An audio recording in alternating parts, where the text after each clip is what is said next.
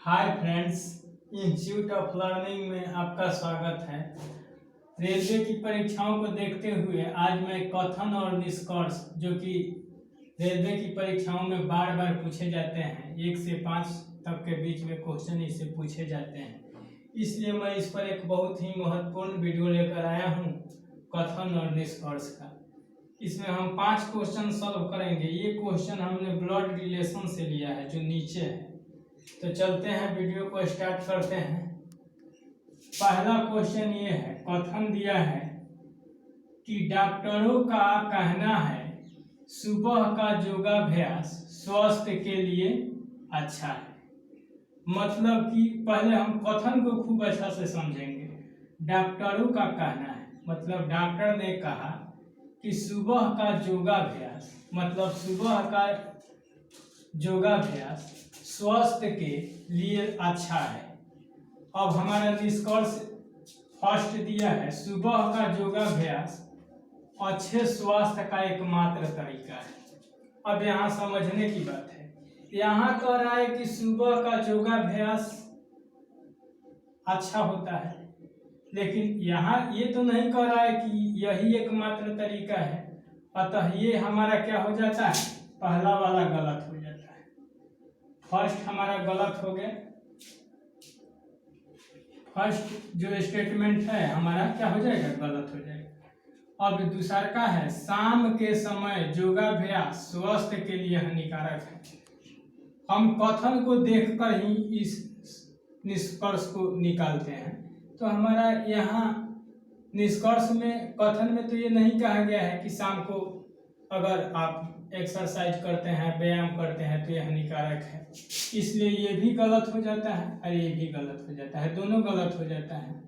तो हमारा इसमें से आंसर क्या होगा, ना कथन 1 सही है ना ही कथन 2 सही है। अब हम दूसरा देखते हैं, तो इसका ऑप्शन समझ में आ गया। अब दूसरा देखिए, समा काल्पनिक कहानियों को क्यों पढ़ती है। मतलब इसको फिर एक बार पढ़ते हैं। इसको इतना बार पढ़ना है कि जब तक ये समझ में न आ जाए। कथन कह रहा है कि सामा काल्पनिक कहानियों को क्यों पढ़ती है। तो इसका मतलब ये हुआ, या तो उसे काल्पनिक कहानियों में रुचि होगा या वो काल्पनिक कहानियों से अधिक प्रेरित होती होगी तभी पढ़ती होगी। तो पहला निष्कर्ष दिया है, यह किताबें पढ़ना पसंद करती है। तो मान लीजिए ये किताबें पढ़ना पसंद करती है, तो ये तो आपको मालूम नहीं है कि कौन सी किताबें पढ़ना पसंद करती है, लेकिन यहाँ कथन में दिया है काल्पनिक कहानी। तो यहाँ ये अगर दिया होता कि सामा काल्पनिक कहानियाँ पढ़ना पसंद करती है तो ये भी हमारा सही हो जाता, लेकिन ये नहीं दिया है, वो केवल किताबें पढ़ना पसंद करती है।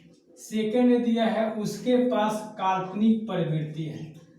ऐसा भी तो नहीं कहा गया है कि सामा के पास काल्पनिक प्रवृत्ति है इसलिए वो काल्पनिक कहानियां पढ़ना चाहती है। इसलिए ये भी हमारा जो स्टेटमेंट है, फर्स्ट भी और सेकंड भी दोनों गलत हो जाता है। तो हमारा आंसर क्या बनेगा, हमारा आंसर बनेगा कि न ही निष्कर्ष 1 और न ही निष्कर्ष 2, दोनों में कोई सही नहीं है। अब ये हमारा दिया है कथन, सभी लड़के गायक हैं। तो सभी लड़के, तो हम इसके लिए एक चार्ट बनाते हैं। जैसे कि ये देखिए, ये लड़के हो गए। अब सभी लड़के जो हैं गायक हैं, यानी कि सभी जो लड़का है वो क्या है, गायक है। तो ये गायक हो गया, सभी लड़का गायक हो गया। अब कह रहा है कि कुछ गायक प्रशिक्षित हैं, यानी कि कुछ ही गायक हैं जो प्रशिक्षित हैं। तो प्रशिक्षित हो गए,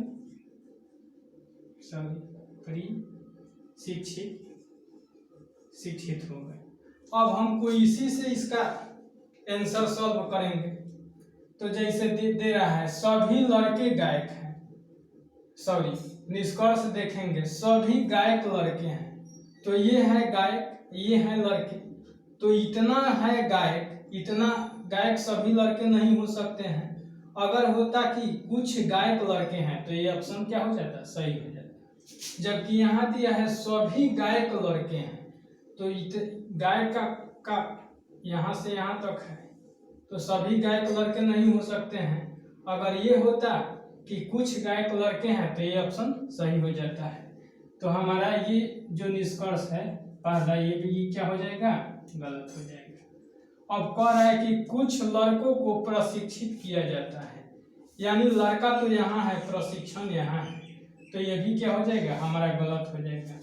तो हमारा ऑप्शन क्या होगा, ना ही निष्कर्ष 1 और ना ही निष्कर्ष 2, दोनों में से कोई सही नहीं होगा। अब हमारा फोर्थ क्वेश्चन है, यदि प्रश्न के तौर पर ये दिया है, ऐसे प्रश्न बार बार अभी पूछे जा रहे हैं ग्रुप डी परीक्षाओं में। तो ये दिया है यदि x धनात्मक है, यानी x का मतलब वैल्यू जो है वो पॉजिटिव है, तो x बराबर जो दिया है, x का वैल्यू दे दिया है 1/4, तो y का मान निकालना है। अब यहाँ दिया है कथन में, आपका कथन में दिया है, कथन में फर्स्ट दिया है और सेकंड दिया है। तो कथन में दिया है y का वैल्यू y बराबर 3x, तो हम इस पे वैल्यू इसका पुट करके निकाल लेंगे। तो y बराबर, यहाँ पूछ रहा है कि y का मान निकालने के लिए इन दोनों में से दोनों की आवश्यकता है कि एक ही से सही है। तो y का वैल्यू जब हम निकालेंगे तो 3, अब x का वैल्यू पुट करेंगे 1/4, x का वैल्यू क्या पुट करेंगे 1/4, तो हमारा क्या आ जाएगा, y बराबर 3/4 आ जाएगा। तो एक ही जो है इसी से हमारा y का वैल्यू मिल जाता है, तो हमको इसका इससे क्या, इससे भी जांच कर लेते हैं। ये तो x बराबर 5 दिया है, तो यहाँ तो y का कोई वैल्यू नहीं मिलेगा, इसलिए हमारा कथन एक ही पर्याप्त है y के वैल्यू को फाइंड करने के लिए। इसलिए हमारा ऑप्शन ए सही होगा कि केवल कथन एक y के वैल्यू के लिए पर्याप्त है। अब हमारा 5 नंबर क्वेश्चन है जो ब्लड रिलेशन से हमने लिया है, इसको मिटाते हैं हम यहाँ से।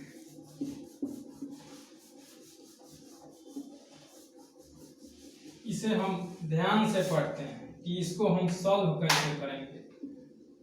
पहले पढ़ते हैं, कह रहा है कि सीरी ने जय की ओर संकेत करते हुए कहा, मतलब पहले एक व्यक्ति हैं जिनका नाम है सीरी, सीरी व्यक्ति हैं,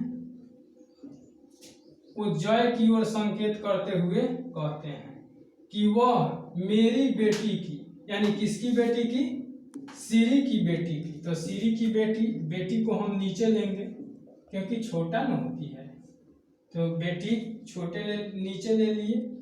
मेरी बेटी की माँ, यानी कि इसकी माँ, तो इसकी माँ, सॉरी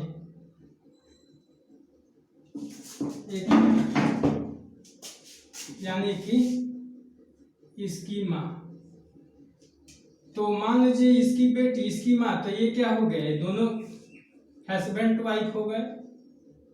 अब कह रहा है कि माँ के पिता, यानी कि इसके पिता, तो इसके पिता है तो इसको और ऊपर लेंगे हम, तो इसकी माँ की पिता, तो इसकी माँ के पिता श्री का क्या हो गए, ससुर हो गए। अब कह रहा है कि पिता का बेटा, यानी कि अब इसकी माँ के पिता का बेटा, यानी कि बेटा कौन हो, जय है।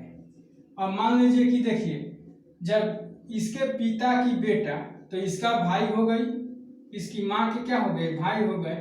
तो यही पूछ रहा है कि सीरी और जय की क्या संबंध है। तो सीरी और जय के बीच क्या संबंध बन जाएगा, जब सीरी की पत्नी का भाई हो गया जय, तो क्या हो जाएगा, या तो बहनोई होगा, बहनोई, और किस चीज का रिश्ता होगा, साला का हो गया, दो ही रिश्ता बनेगा। तो ये वाला आपको समझ में आ गया। आशा करते हैं कि इससे आपको फायदे मिलेंगे और अच्छे परिणाम आएगा परीक्षाओं में। धन्यवाद।